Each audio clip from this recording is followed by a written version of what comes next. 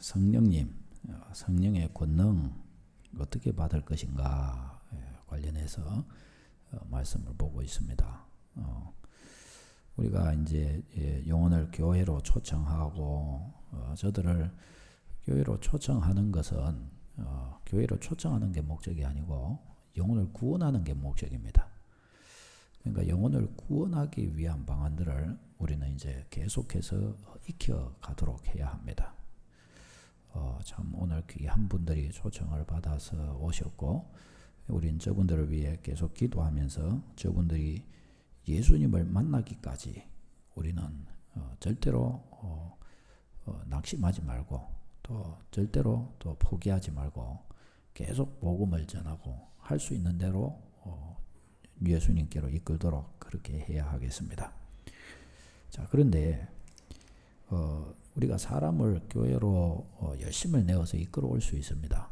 그런데 정작 저들을 구원하는 일은 교회로 데리고 온다고 가능할까요? 이것은 성령이 하시는 일이거든요. 구원의 역사는 성령이 일으키십니다.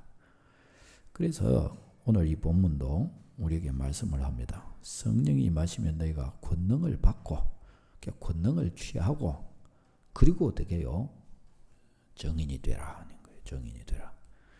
그러니까 이게 순서가 이렇게 되는 겁니다. 성령의 권능을 취해서 복음의 정인이 되라는 것입니다. 성령의 능력으로 정인이 되라는 것입니다. 그러니까 이것이 박자가 맞아져야 되는 거예요. 이것이 함께 가야 되는 것입니다. 우리가 믿음의 걸음을 이렇게 걸어가는 것도 성령으로 되는 일입니다. 그러니까 믿음의 걸음을 이렇게 걸어가 보면 성령으로 믿음의 걸음이 안 되고 있다. 그러면 결국은 낙심하고 맙니다. 그렇게 될 수밖에 없어요. 그렇게 됩니다. 왜? 하나님의 주시는 이 구원의 은혜라고 하는 것은 성령으로 되는 일이기 때문입니다. 내가 하나님의 자녀인 것을 성령이 인치시고 성령이 보증하십니다. 근데 그 성령의 은혜가 내게 없단 말이죠. 그러면 어떻게 돼요? 그러면 내가 믿음의 걸음을 걸어가지만은 믿음의 증거들이 나에게 안 나타나니까 어떻게 돼요? 나 시간이 지나가면서 낙담하고 좌절하고 약해지고 이렇게 되고 만단 말이죠. 그런 차원에서 우리가 이 확실하신 이 성령님을 확실하신 성령님의 보정, 확실하신 성령님이 내 안에 계시다는 사실을 우리가 깊이 체험해야 됩니다. 깊이 인식해야 됩니다. 여러분 이제 우리 믿음의 백성의 과제가 뭐냐? 믿음의 백성의 늘 우리가 힘쓰고 애써야 될 과제가 뭔가 하면 바로 성령님으로부터 권능을 취하는 일입니다. 오직 성령이 너희에게 임하시면 너희가 권능을 받고 할 때 이게 수동태가 아닙니다. 받고 이게 이 단어가 수동태가 아니에요. 명령형이에요. 권능을 취하라입니다. 권능을 취하라. 해석할 때 그렇게 해야 돼요. 그러니까 성령으로부터 권능을 취해야 되는 거예요. 예수님 믿어 성령님이 여러분 안에 내주하셨으니 이제는 어때요? 그 성령님의 권능을 취하는 자 돼야 됩니다. 취하는 자. 그래야 신자의 능력이 나옵니다. 여러분. 아멘. 성령의 권능을 취하는 일. 그래서 이것이 우리 믿는 백성의 이제 중차대한 과제입니다. 여러분 100명이 내 옆에서 10,000명이 내 옆에서 나를 욕해도 예를 들어서 저 사람 이상하다고 욕해도 성령께서 내게 은혜를 주시고 성령의 권능이 나를 붙들어 주시고 그러면 어떻게 해요? 그러면 사는 겁니다. 100명이 10,000명이 나를 대적하여 서도 상관없습니다. 왜? 성령께서 하나님의 영이신 성령께서 나를 받으시고 인정하시는데 그러면 산 거예요. 그러면 그 사람이 바른 겁니다. 10,000명이 10,000,000명이 나를 대적한다 할지라도 성령께서 나를 받으시고 옳다 그러면 옳은 것입니다. 여러분. 아멘. 인간 이 땅에 있는 모든 사람이 나를 대적하여 일어난다 할지라도 성령께서 네가 옳다 그러면 끝나는 것입니다. 여러분. 성령의 보증은 그와 같이 그렇게 확실한 것입니다. 우리 믿음의 백성들이 그래서 이 성령님이 옳다 여기시는 옳다 인정하시는 그 믿음을 소유하는 일이야말로 우리가 이 땅의 믿음의 길을 걸어가면서 취해야 될 가장 중차대한 과제라는 사실을 우리는 잊지 않도록 해야 합니다. 자, 여러분 성령님은 하나님이시지 않습니까? 그렇다면 우리는 이런 생각을 해볼 수가 있습니다. 성령님은 하나님이시라면 그러면 나의 의사와 전혀 상관없이 성령님이 강권적으로 예수님 믿는 나를 주도해 주시면 되지 않겠습니까? 나는 좀 어리석고 연약하고 성령님을 잘 의식하지도 못하고 또 성령님의 뜻에 잘 굴복하지도 않는 나, 하나님이 알고 계시지 않습니까? 그러면 하나님이신 성령께서 강권적으로 나의 연약함까지 책임지시고 완전히 불가항력적으로 나를 주도해 주시면 안 될까요, 여러분? 그러면 좋잖아요. 나의 연약함, 나의 불순종함, 나의 부족함, 남마다 넘어지고 자빠지고 세상을 좋아하고 육신의 소욕에 자꾸 붙들리고 이런 나의 연약함이 있잖아요. 그러면 성령님은 하나님의 권능이 있으시니까 내가 대적할 수 없는 불가항력적인 은혜를 나에게 부으셔서 나를 완전히 성령에 압도당한 자로 그렇게 성령께서 주도적으로 나를 이끌어가 주시면 되지 않습니까? 우리가 이렇게 생각해 볼 수도 있습니다.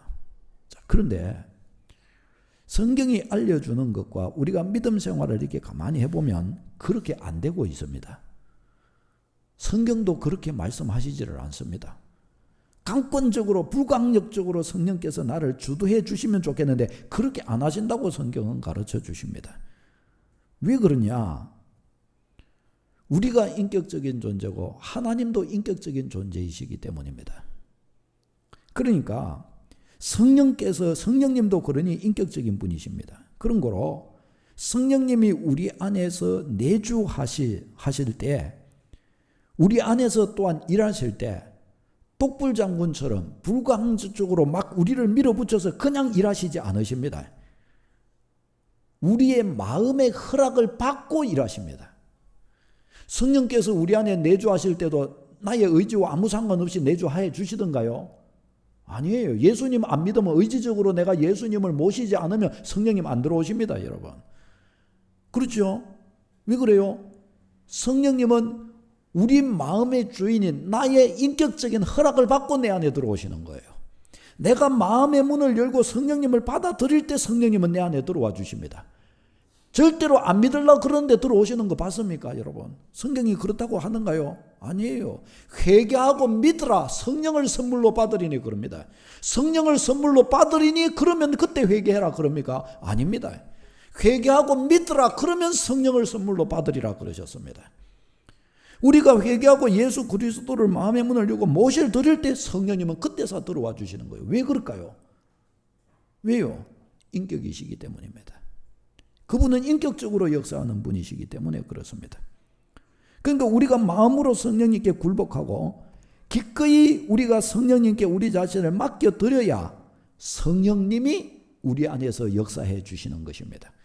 내가 마음의 문을 열고 성령님을 내 안에 모셔드렸다 할지라도 성령님께 내 인생을 맡기고 성령님이 역사해 주십시오. 성령님이 주도해 주십시오. 성령님이 인도해 주십시오. 성령님께 나를 맡기지 않는 한 성령님은 나에게 역사해 주실 수가 없으신 거예요. 왜요? 그게 인격적인 방식입니다. 그게 인격적인 것이에요. 성령님은 우리를 인격적으로 대하는 분이시기 때문입니다. 예를 들어서 한 남자가 있어서 사랑하는 사람에게 내 사랑을 받아달라고 막 아무리 이렇게 요청을 하고 이야기를 해도 아가씨가 마음의 문을 열어주지 않으면 내 사랑이 받아지지가 않아요. 그렇죠? 그런데 억지로 예를 들어서 내가 사랑한다고 해서 막 억지로 그 마음 문을 막 열려고 한다고 해보십시다. 그러면 어떻게 해요? 아가씨는 상처받습니다. 저 남자는 무서운 남자 이러면서 나의 사랑을 받아주시오 이래 했는데 나는 사랑한다고 이렇게 했는데 무서워지는 거예요. 저쪽에서는. 그렇죠. 나의 사랑을 사랑으로 안 받는 거예요. 이게 인격적 존재의 어떤 모습인 것입니다. 그 마음이 다쳐요. 그렇게 되면. 그러니 아가씨를 진심으로 사랑하는 남자는 아가씨가 자기의 진심을 알고 마음을 열어줄 때까지 어떻게 해야 됩니까? 기다릴 수밖에 없는 겁니다. 그가 자원하여 마음을 열어주고 내가 당신의 그 수고와 노력을 보니 나를 사랑하지 않고서는 그럴 수가 없는 것 같다. 나도 당신에게 내 마음을 열겠다. 이제부터 우리 사귀자. 딱 이렇게 하면 그때부터 이제 서로의 진심이 통하게 되고 마음의 중심으로 서로와 교제가 이루어지게 되고 그때부터 참 행복이 싹트게 되는 것입니다. 결국 마음의 이 문을 열어줄 때 두 사람의 마음은 교감이 이루어지게 되는 것이란 말이죠. 이게 인격적인 존재는 그런 게 되는 것입니다.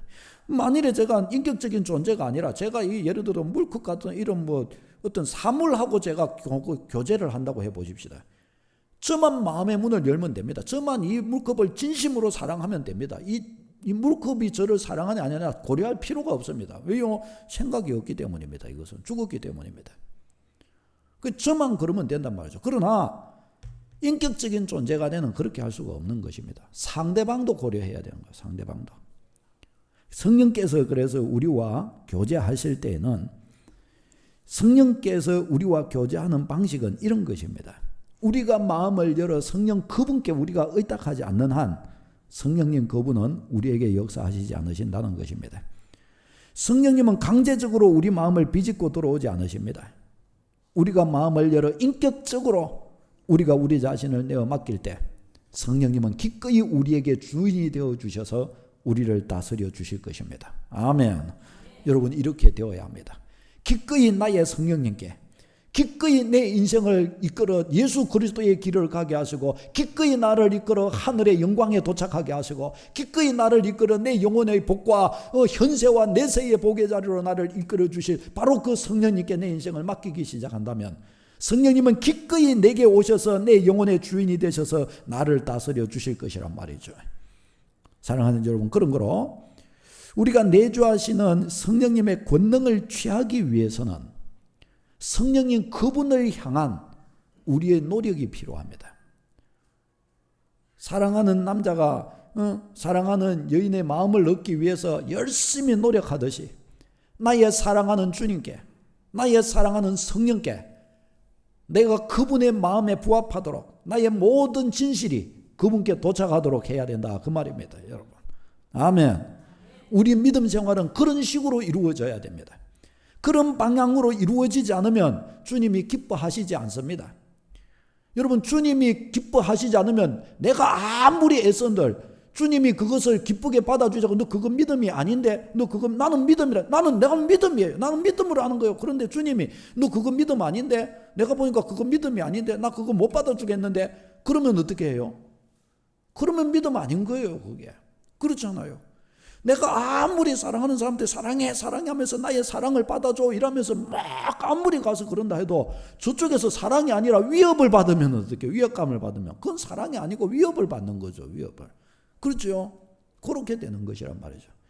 여러분 우리는 우리의 믿음이 주님이 받으시는 믿음, 주님이 인정하시는 신앙, 주님이 인정하여 받아주시는 그런 믿음의 걸음이 되어야 할 줄로 믿습니다. 그렇게 믿음을 우리는 세워야 합니다. 그런 방식으로. 그러면 틀림없는 역사가 일어나는 거예요. 틀림없는 역사가. 왜? 성령 그분이 주도하시기 때문에. 틀림없이 되는 것입니다. 여러분 많은 경우에요. 나의 열심이 너무 강하다 보면 성령의 열심, 성령의 소욕을 오히려 방해할 수가 있습니다. 사람도 그렇잖아요. 친구하고 이렇게 두 길을 이렇게 가다가 내가 친구를 고려해 주지 않고 내 맘대로 막 친구를 손을 잡고 막 이리 끄고 가고 저리 끄고 가고 그러면 어떻게 해요? 친구가 속이 상하는 거예요. 그렇게 해버리면. 그렇잖아요. 믿음의 걸음을 걸어가는 것도 언제나 성령님을 앞세워야 돼요. 언제나 성령님. 성령님 이거 이러면 어떨까요? 이리 하다가도 성령님 혹시 이거 기뻐하셔요? 물어보고요. 성령께서 기뻐하시는 대로. 나는 이것이 진리다, 이것이 좋다 이래서 이렇게 하려고 그래도 그러다가도 성령께서 근심하시는 것 같은데 그러면 빨리 방향 틀어야 됩니다. 그러면 아멘. 믿음은 이렇게 된다는 것을 우리는 꼭 인정해야 됩니다. 여러분 이런 방식으로 믿음 생활을 꼭 하셔야 돼요. 내가 아무리 어렵고 아무리 연약하고 아무리 뭐 이렇고 저렇고 해도 이런 방식으로 믿음 생활을 안 하면 큰일 나는 거예요. 그러면 영혼이 자꾸 망해가는 거예요. 생명력이 없어지게 되는 것입니다. 이런 믿음 생활을 우리가 꼭 세우도록 해야 합니다. 자, 그러면 우리는 어떤 노력을 그러면 해야 할까요? 어떤 노력을 해야 합니까? 성령님을 원하고 성령님의 뜻대로 살고 싶어 한다는 사실을 보여드려야 합니다. 누가요? 내가. 누구에게요? 성령께. 사람에게 보여봐야 소용없습니다. 누구에게요? 성령께. 성령은 어디 계셔요? 내 마음 중심에, 내 안에. 그러니 내가 내 마음의 중심을 딱 가지고 내 안에, 내 중심에 계시는 성령께 내 중심을 보여드려야 합니다. 성령님, 저는 이렇습니다. 성령님, 저는 이렇게 성령과 함께 하기를 원하고 하나님의 자녀이기를 원하고 주의 백성으로 살기를 원하고 주님께 굴복하기를 원합니다. 그러나 나에 있는 또 다른 육신적인 것들과 연약한 삶이 자꾸 나를 회방하여 어두움으로 끌고 갑니다.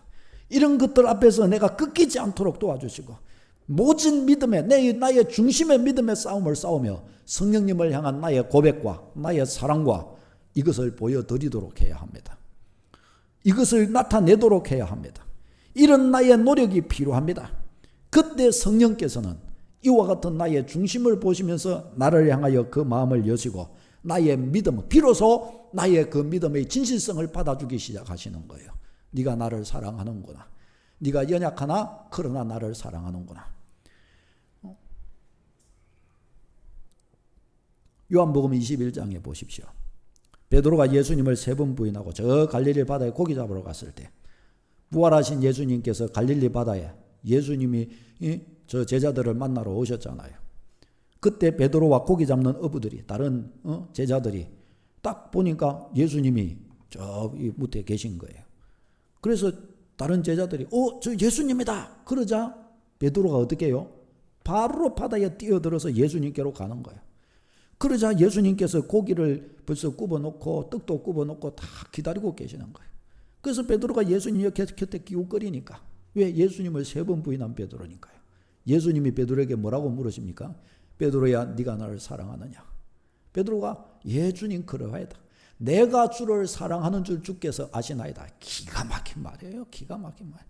베드로가 그때 예 주님 그러하이다. 제가 이러이러해서 주님을 사랑하고 저러저러해서 주님을 사랑하고 만일에 베드로가 그랬으면 주님은 뭐라 그러실까요? 네가 나 3번 부인했지. 그러면 베드로는 할 말이 없어지는 거예요. 그런데 어떻게 해요? 주여 그러하이다. 내가 주를 사랑하는 줄 다른 설명이 아니에요. 주님이 아십니다라고 말하는 거예요. 주님이 아십니다. 나중에 3번째 물으실 때는 뭐라고 그래요? 모든 것을 아시오매 내가 주를 사랑하는 줄 주께서 아시나이다. 딱 그럽니다. 이게 무슨 말입니까? 나의 연약함과 나의 부족함과 나의 쓰러지고 자빠진 것도 다 주님이 알고 계십니다. 내가 3번 주님 부인한 것도 주님은 알고 계십니다. 내가 주님 욕한 거 뒤로 이래갖고 소위 나의 호박씨 깐 거 다 알고 계시고 내가 저래가지고 불신앙으로 살았던 거 주님이 그것도 다 알고 계시고 그러나 나는 주님을 사랑합니다. 내가 연약해서 붙들리고 봐가지고 내가 그래서 그랬나이다. 내가 주를 사랑하는 줄 주께서 아시나이다. 이 베드로가 그리 고백한 거예요. 그런데 이 고백을 어떻게 해요? 주님이 이걸 기쁘게 여기시는 거예요. 이걸 받아주시는 거예요. 이걸 받아주는 거예요. 왜요? 진심을 아니까. 우리의 연약함을 아시는 주님이시기 때문에 이걸 딱 받아주시고 베드로야 내 양을 먹이라. 베드로야 내 양을 치라. 하나님께서 목양의 약속을 베드로에게 딱 이렇게 주신 것을 우리가 볼 수가 있습니다. 사랑하는 여러분, 우리는요, 우리가 약한 것에 집중할 필요 없어요. 연약하니까 넘어지고 자빠지는 것입니다. 예를 들어서 제가 제 아이 지수가 있고 유경이가 이렇게 있습니다. 지수야 다리를 꼬고 앉으면 안 되지. 예배 드리는데 그렇지. 자 이렇게 이야기를 해줍니다. 제가 지수가 다리 한번 꼬았다고 해서 제가 화낼까요? 전혀 안 냅니다. 왜? 중학교 1학년짜리이기 때문에 예배 드릴 때 가르쳐 주면 됩니다. 그래서 다음에 또 아마 그럴 거예요. 그렇지만 괜찮습니다. 왜요? 중학생이니까 괜찮은 거예요. 또 가르쳐 주는 거예요. 지수야 그렇게 하면 안 되지 그런 거. 유경이가 그러면 어떡해요? 초등학교 3학년입니다. 유경이가 그러면 그것도 또 그냥 가르쳐 주는 거예요. 왜? 초등학교 3학년이니까. 그럼 언제까지 그래야 됩니까? 나이 들어 죽을 때까지 그렇게 해줘야 되는 거죠. 왜? 연약하니까. 나이가 들어도 연약하잖아요. 연약하니까요. 자꾸 그러면서 가르치는 거예요. 뭘 위해서 가르치는 겁니까? 영원에 이르도록, 영원까지 자라가도록. 이 땅에서 우리의 과제는 완전해지는 것이 아니고 뭐예요? 영원까지 자라가는 것이 우리의 과제인 줄로 믿습니다. 안 자라가는 게 문제입니다. 안 자라가는 게. 자라가면 되는 것입니다, 여러분. 오늘 넘어지고 자빠져도 괜찮아요. 뭐만 되면 됩니까? 자라가면 되는 것입니다, 여러분. 자라가시기를 바랍니다. 믿음으로 자라가야 됩니다. 여러분 자라가면 됩니다. 자라가면 돼요. 자꾸 자라가도록 하십시오. 2번 넘어진 분은 1번 넘어지려고 하십시오. 3번 넘어졌던 분은 2번만 넘어지려고 하십시오. 자꾸 그렇게 주 안에서 자라가면 되는 것입니다. 자라가면. 사랑하는 여러분, 우리가 이 노력을 주 앞에 해드려야 됩니다. 이 노력으로서 이제 중요하게 이야기가 되는 것이 영적 싸움 싸우는 겁니다. 영적 싸움. 이거 참 그래요. 우리가 주님을 사랑하는 이 사랑함이 어떻게 표현이 돼야 되는가? 우리가 영적 싸움 싸우는 것으로 표현이 되도록 해야 됩니다. 세상과 싸우고 육체 소욕과 싸우고 마귀의 유혹들과 마귀의 괴계들과 싸워야 되는 것입니다. 우리 성도가요, 이런 종류들, 세상과 육신과 마귀적인 이런 것들을 우리 마음에 자꾸 채우면 절대로 신자답지 못해집니다. 절대로 그래갖고 은혜 못 받고 기도 응답도 못 받아요. 영원히 패가망신합니다. 그러니까 안 되는 거예요. 명목상은 주님의 이름이 불러져도 그의 영혼은 죽은 영혼이 되는 것입니다. 그러니까 이렇게 하면 절대로 안 되는 거예요. 우리는 우리의 마음에서 육신의 소욕과 싸우고 세상 정욕과 싸워야 이때 비로소 성령은 기뻐 뛰시는 거예요. 우리 안에서. 와, 네가 지금 나를 추구하는구나. 네가 지금 나를 따르는구나. 우리는 여기에서 우리가 얼마나 연약한지를 경험하기 시작해야 됩니다. 매일매일 이 죄와 싸우고 육신과 싸우고 이렇게 하면서 내 안에 얼마나 더럽고 추한 것들이 많은가를 자꾸 우리는 경험해야 됩니다.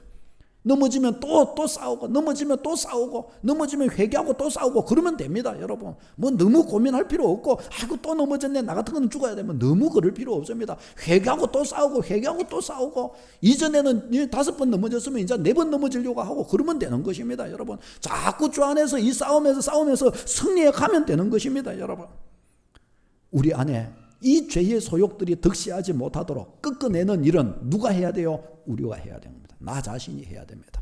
여러분 이거 꼭 잘해야 할 줄로 믿습니다. 여러분 예를 들어 사람도 똑같지 않습니까? 사람도 예를 들어 내가 누군가와 이렇게 만나서 이야기를 나누는데 그 사람이 내 앞에서 자꾸 음담패설하고 자꾸 막 욕을 섞어서 하고 막 말하는데 이야기를 하는데 막 욕을 반씩 섞어갖고 막 이야기를 하고 막 반말해서 있죠. 아주 예의 없게 막 행동해 하고 무례하게 행동하고 막 말하고 이러면은 어떡합니까? 그렇게 하면 어쩌죠? 그 사람하고 대화하고 싶지 않아집니다. 왜요? 막 맨날 음담패설하고 욕하고 막 반말하고 막 불쾌한 말을 막 섞고 이렇게 하는 사람하고 누가 이야기하고 싶겠습니까? 그 사람한테 마음문이 닫혀지는 거예요. 그 사람한테. 그렇죠? 그러면 보십시다. 성령님도 우리 안에 성령님은 굉장히 죄가 없으신 성령님이 가장 거룩하신 영이시라고 그러잖아요. 성령님은. 그 성령께서 우리 안에 계시는데 내가 이와 같이 육신에게 지고 세상에게 지고 마귀의 소욕에게 져버리고 그래가지고 그와 같은 세속적인 것들로 더러운 소위 말하는 때들로 내 영혼을 계속해서 채워가지고 성령님과 만나려고 하면 그러면 성령님께는 어떻게 되겠어요? 아주 성령님께는 불쾌한 식상한 그런 모습이 되고 마는 것입니다. 그래서 성경은 뭐라 그러느냐? 성령이 근심하신다 그러시고 성령이 소멸하신다 그러시는 거예요.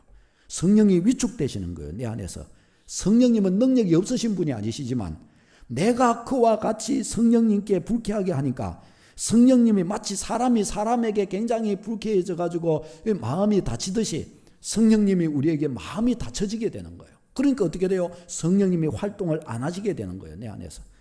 그러니까 이런 속에서 내가 성경을 읽으면 이런 속에서 내가 기도할 때 이런 속에서 예배 드릴 때 어떻게 했습니까? 다치는 것입니다. 딱 다치잖아요. 불이 딱 가버리 다치는 거예요. 그런 속에서 딱 하면 그게 다쳐지는 거예요. 그렇게 하면 다쳐지는 거예요. 여러분 그렇죠? 이 부분을 우리가 딱 추스러내기 시작하면 잡아내기 딱 시작하면 은혜 역사합니다. 여러분 아멘. 이 부분을 잡아내지 못하면요 아무리 해도 안 되는 거예요. 아무리 해도 힘만 들어요. 이유도 뭔지 왜 그런지도 모르고 힘만 들어요. 그런데 그 이유가 뭐냐? 소욕이 내 안에 꽉 차서 성령님의 마음의 문이 닫힌 거예요. 내가 내 삶의 방식, 내 마음 씀씀이가 성령님을 불쾌하시게 하는 거예요. 사랑하는 여러분, 우리 성령의 인도함을 받아 성령으로 사는 성도는요, 마음도 마음대로 쓰면 안 돼요. 왜? 성령님이 불쾌히 여기시면 안 되니까요. 세상 그 어떤 고상한 사람도 소용없어요. 성령님.